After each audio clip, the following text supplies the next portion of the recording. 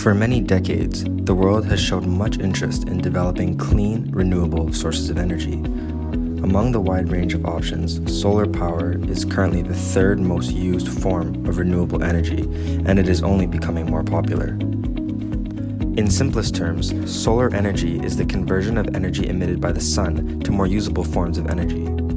There are many ways of achieving this conversion of power, but the use of photovoltaic cells is usually the first one that comes to mind when discussing solar power. Photovoltaic cells are panels made of silicon, a semiconducting material. These panels are found on rooftops, spacecraft, and even in handheld calculators. Put simply, sunlight hits these cells, knocking electrons loose from their atoms and allowing them to flow freely, thus producing an electrical current. In terms of larger-scale energy production, concentrated solar power plants implement a multi-stage process whereby heat from the sun is absorbed and used to produce steam. This steam uses mechanical energy to power turbines, which generate electrical energy in ways very similar to those employed by gas and nuclear power plants.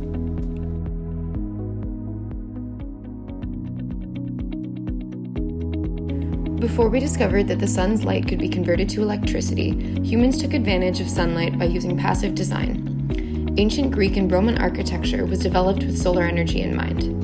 In these eras, architecture revolved around the inclusion of a series of thick and evenly spaced pillars designed to let sunlight filter through. This allowed the right amount of light and ultimately heat to be received by the interior of the structure. In 1839, the photovoltaic effect was discovered by French physicist Alexandre Edmond Becquerel. This effect is essentially the creation of electrical charges caused by the exposure to light.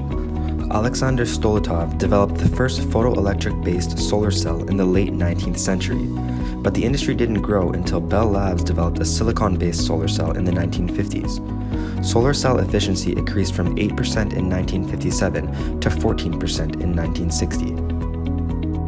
Before the 1970s, the cost of solar equipment was incredibly high. In 1973, Exxon managed to lower the production costs by 80% with the use of silicon cast-offs to develop new solar panels.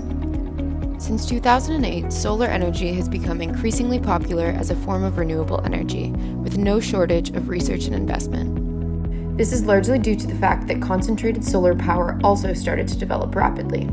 Since the year 2000, the amount of power produced using solar energy has increased 300 times over.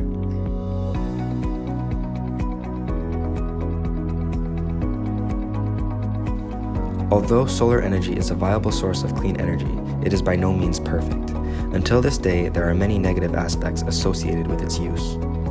Firstly, despite a significant decrease in the cost of the technology, the installation of solar panels, which are at the heart of solar energy harvestation, are costly relative to other energy solutions. The average residential 5 kilowatt solar panel system costs between $20,000 and $30,000, which is a lot with respect to the average household income in the United States. Luckily, financing options are available along with tax incentives, which can further increase accessibility to solar energy. Secondly, solar radiation, or sunlight, does not shine 24 hours a day. Some parts of the world are seldom exposed to sunlight. This creates a huge problem as solar energy relies solely on sunlight.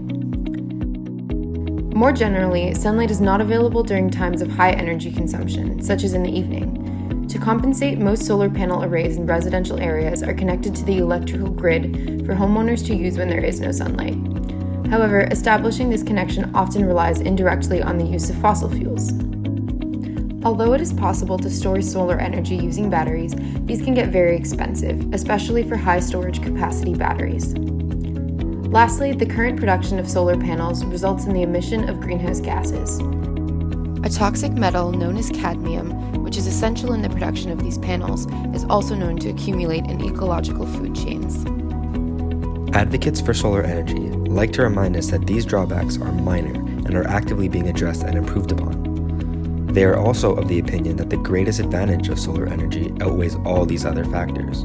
That is, for the next several million years, we will never run out of sunlight.